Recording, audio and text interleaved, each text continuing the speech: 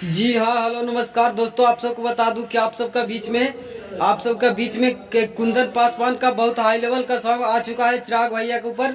और बता दें कि बताते हुए बहुत खुशी हो रहा है कि आज और कुंदन पासवान ने ऐसी एक सॉन्ग लाई है कि सुनकर ही आपको दिल भी चहक जाएगा।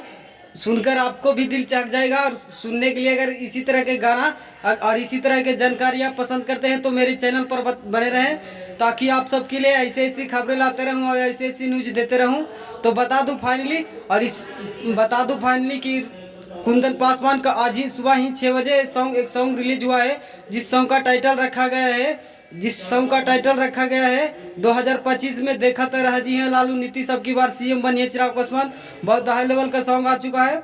अब की बार देखिए विरोधियन के बहुत फटने वाला है और अब की बार तो बिहार में सीएम बनने वाला है चिराग पासवान।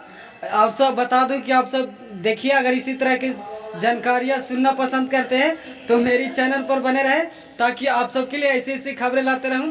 तो जाइए और जाकर गाना को सुनिए और इसी तरह से गाना को सपोर्ट बनाए रखें कुंदन पासवान के लिए, ताकि आप सबके लिए ऐसे ऐसे गाना लाते रहें चिराग भैया के ऊपर। तो गाना का बोल है विरोधियन के फाटे लगी, अब की बार जबरदस्त सॉन्ग है, जाइए और जाकर